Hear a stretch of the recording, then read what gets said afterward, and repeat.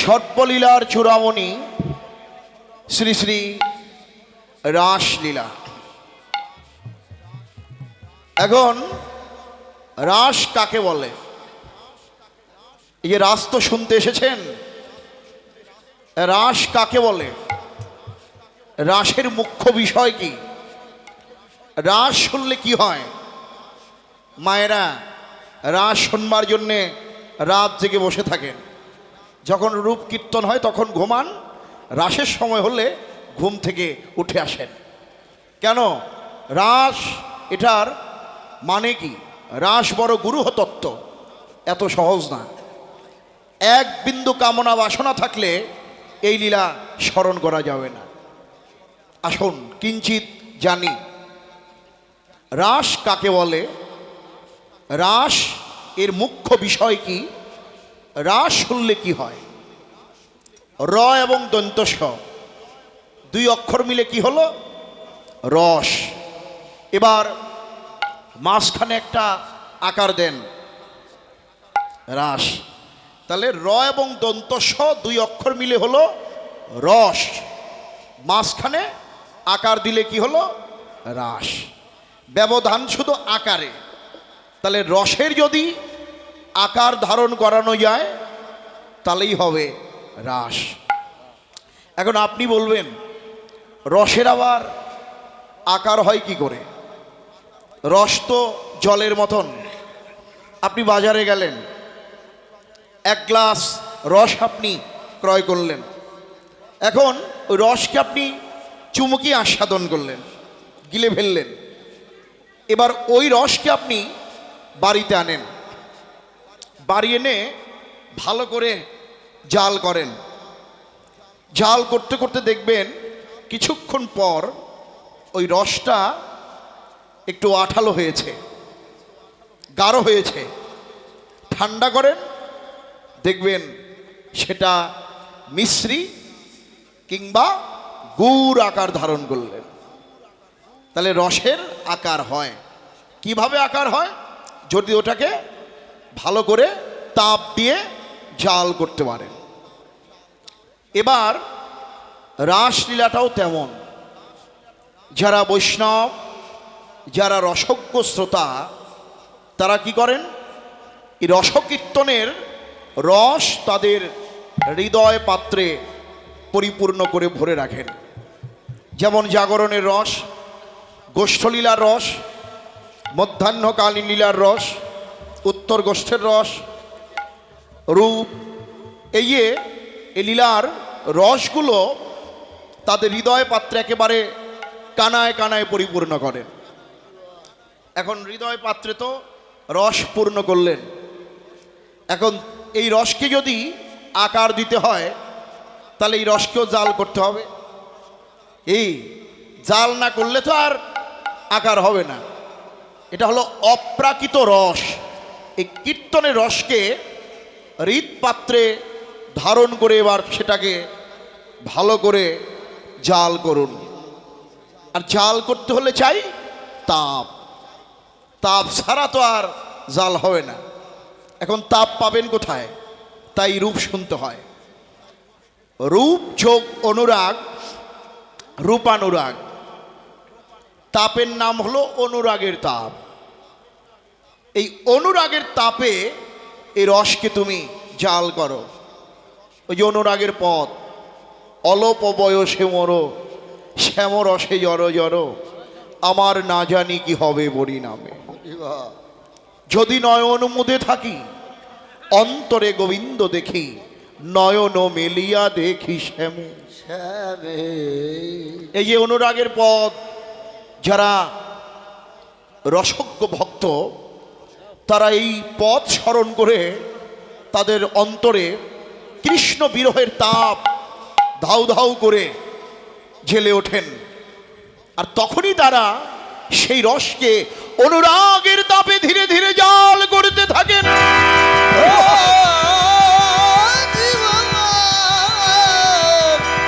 সেই রস যখন জাল করেন, সেই রস যখন আকার ধারণ করবে, অপ্রাকৃত নিত্যলীলার রস যখন আকার ধারণ করবে, তখনই তুমি রাসলীলা স্মরণের যোগ্য অধিকারী হবে। দেখলেন, আমাদের উজ্জ্বল নীলমণি গ্রন্থে রূপ গোস্বামী পাদ বললেন যে মধুর রসের রসিক ব্যতীত এই লীলা স্মরণ করা যায় না। অন্যান্য লীলাগুলো যত সহজে হৃদয়ঙ্গম হয়, রাস তত সহজ না। আপনি এক গ্লাস রস চুমুকেই আস্বাদন করবেন, ওই রস যখন গুড় হবে তখন আর চুমুকে খেতে পারবেন না, দাঁত দিয়ে ভেঙে ভেঙে খেতে হবে। তো রাসটাও তেমন এত সহজে না, ধীরে ধীরে গুরু কৃপা শিরে ধারণ করে এটা অনুভব করতে হয়, স্মরণ করতে হয়। আপনারা রাজহংস শ্রোতারূপে জলের ভাগ ত্যাগ করিয়া শুধু দুধের ভাগটুকু গ্রহণ করবেন। আসুন আমরা গুরু কৃপা শিরে ধারণ করে লীলার বিস্তার আরম্ভ করি। শ্রীমদ্ ভাগবতের দশম স্কন্ধের রাস পঞ্চোধ্যায়ের প্রথম শ্লোক।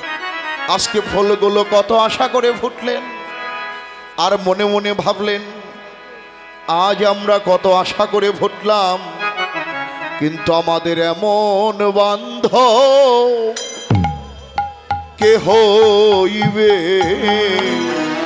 আমাদের এমন বান্ধব কে হইবে, আমাদের এমন বান্ধব কে হইবে, আমাদের এমন বান্ধব কে হইবে, আমাদের গোবিন্দ সেবা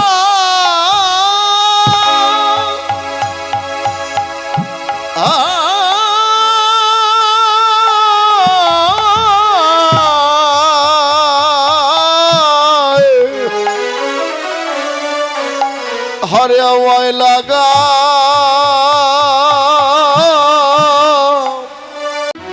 আমাদের এমন বান্ধব কে হবে। অমনি বৃন্দাবনের বাতাস ফুলের গন্ধ বৃন্দাবনে ছড়িয়ে দিয়েছে, ওই ফুলের গন্ধ গিয়ে গোবিন্দের নাসিকায় লেগেছে। আজকে ফুলগুলো বাতাসকে বান্ধব করে ফেলে, কিন্তু হে বৈষ্ণবগণ মায়েরা, আজকে ফুলের বান্ধব হলো বাতাস, কিন্তু আমার বান্ধব কে হবে? এই যে আজকে আপনারা রাজ জাগরণ করে আমাকে সঙ্গ দান করছেন, আজকে এই উৎসব কমিটি যারা পরিচালনা করছেন, এই উৎসব কমিটির বাবুরা হয়েছেন আমার বান্ধব। এই জন্মের মতন আমি আপনাদের মতো ভক্তের সান্নিধ্য পেলাম, আপনাদের বান্ধব করে পেলাম। এই জন্মের মতো যেভাবে আমার বান্ধব হলেন, আমার কর্মফল অনুযায়ী আমার যে সেগুলোই হোক না যেন, আমি আবার যেন এই ভক্তের সঙ্গ পাই রে। আরে আমার গোবিন্দ সেবা, হরিবল হরিবল, আমার গোবিন্দ সেবায় লাগাই জন্মে জন্ম আমার বান্ধব হইয়া, ওরে গোবিন্দ সেবা শোনো ডাকিতেছে এগো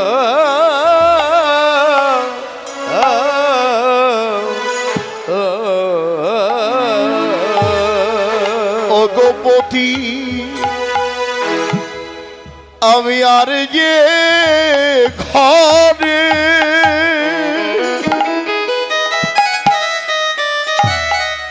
আমি আর যে ঘটে রইতে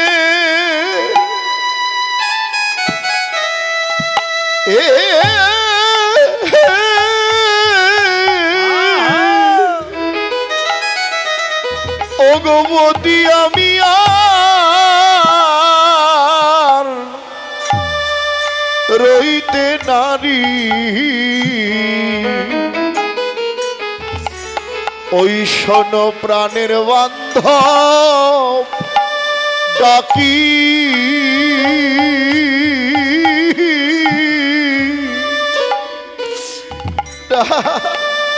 ডাকিতেছে এগো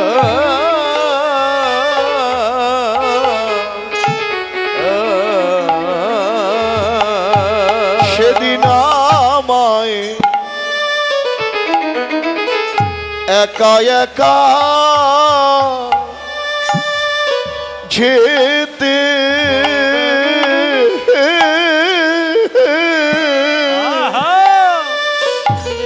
যেতে হবে হবে রে সেদিন আমার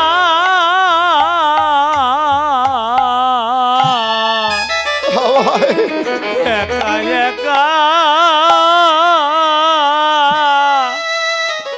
যেতে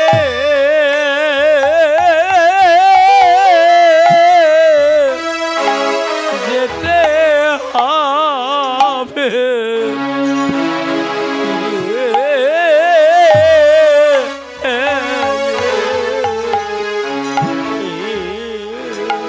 ওগো সেদিন যেদিন রাসের বাঁশি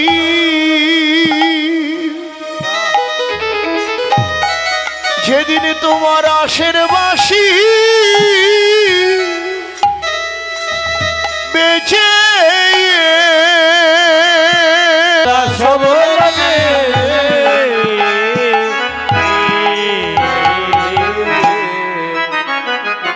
গোপীরা এক পথেই গেলেন, সূক্ষ্ম দেহ নিয়ে গেল তো কেউ কাউকে দেখলেন না। সকলের গন্তব্যস্থান কোনটি? গোবিন্দের চরণ। আমাদেরও সকলের যাবার পথ একটাই, যে পথে যাব কেউ কাউকে দেখব না। আমাদের সকলের গন্তব্যস্থান হলো এই শ্মশান। সকলকেই আসতে হবে। আজকে বৃন্দাবনের ব্রজাঙ্গনাগণ নিকুঞ্জ কাননে এসে মিলিত হলেন। কৃষ্ণ বাঁশি বাজিয়ে ডেকে এনে আবার গোপীদের মন পরীক্ষা করছেন।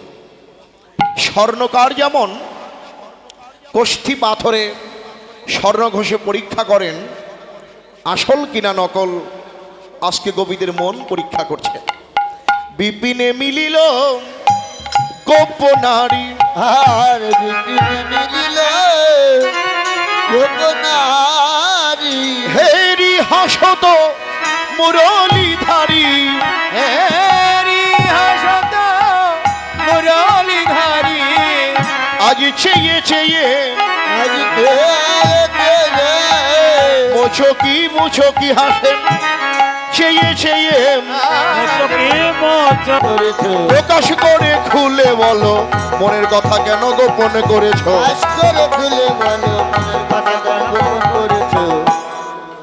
গোপীদের নিষ্ঠুর বাক্যবান শুনে ওদের অন্তরটা ক্ষত বিক্ষত হয়ে গেল।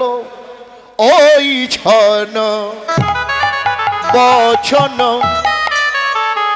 কহল যাবে কান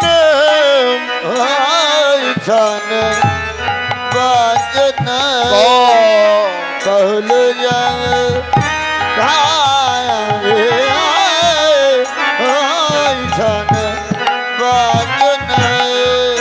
আর বড় জোর মণিগণ সচল নয়ন ওই ছন বাচন আর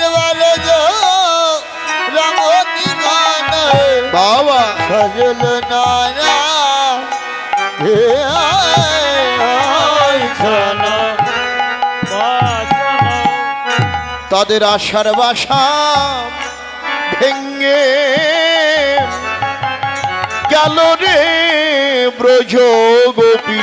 তাদের আশার বাসা ভেঙে গেল রে ব্রজ গোপী। আর টোটল সবহ মনরথ করণী ওই ছন বাসন টোটল সব মনরথ মনোরথ কর জন বাসন। এবার অবনত আননে নখে লিখো ধরণী ওই ছন বাজন অবনত আননে নখে লিখো ধরণী ওই জন বাজন। শোনো শোনো সুকপট শ্যামর চন্দ্র শোকবত শ্যামল তনুর কইছে কহসিত হো ইহয়ন বন্ধ কইতে তাহারিক হইয়া নিবন্ধ তেমনি এনেছ এমনি এনেছ আমাদেরকে সাকর্ষণ করে তেমনি এনেছ করে তেমনি এনেছ আমাদেরকে সাকর্ষণ করে তেমনি এনেছ আকর্ষণ করে তেমনি এনেছ। এ নাগর বাঁশি বাজালে বাজালে বাজালে কেনে বাঁশি বাজালে বাজালে বাজালে গানে তুমি বাঁশি বাজালে বাজালে আবার বাজালে কেনে এখন বনে নে মোদের কান্দাও কেনে বাজালে কানলে কেনে বনে কান্দাও কেনে বাজালে বাজালে বাজালে গানে। মনে উৎপত্তি কোন দিন হয়েছিল? বৃন্দাবনের গোপীগণ 1 মাস অভিসান্ন গ্রহণ করে হেমন্তের প্রথম মাসে কাত্যায়নী পূজা করলেন। বালু দিয়ে একটা কাত্যায়নী মূর্তি তৈরি করেছিলেন। বৃন্দাবনের গোপীগণ কাত্যায়নী আরাধনা করলেন। সবাই মিলে দেবীর কাত্যায়নী সাধনা করলেন। আসুন, এখানে আমাদের মায়ের বিগ্রহ রয়েছে। আমরা সবাই মিলে কপিরা যেভাবে স্তুতি বন্দনা করেছিলেন, সবাই মিলে আমরা মায়ের স্তুতি বন্দনা করি। হে মা কাত্যায়নী, মহামায়ে মহাযোগিনীশ্বরী, নন্দ গোপসতং দেবী, পতিমে কুরুতে নমঃ। জয়ন্তী মঙ্গলা কালী ভদ্রকালী কপালিনী, দুর্গা শিবা ক্ষমাধাত্রী, স্বাহা সদা নমস্তুতে। কালী কালী মহাকালী, কালীকে পাপহারিণী, ধর্মার্থ মোক্ষদ দেবী, নারায়ণী নমস্তুতে। সৃষ্টি স্থিতি বিনাশনং শক্তিভূতে সনাতনী, গুণাশ্রয়ে গুণময়ে, নারায়ণী নমস্তুতে। মহিষাগ্নি মহামায়ে, চামুণ্ডে মুণ্ড মালিনী, আয়ুরক্ষং বিজং দেহি, দেবী নমস্তুতে। দক্ষ যজ্ঞ বিনাশন্য মহাঘোরাই, যোগিনী কোটি পরিমিত্রাই, ভদ্রকাল্যই, ভগবত্যই দুর্গায় নমঃ। সর্বমঙ্গল মঙ্গলে শিবে ষট্পার্ধ সাদিকে, শরণ্যত্রম্বকে গৌরী, নারায়ণী নমস্তুতে।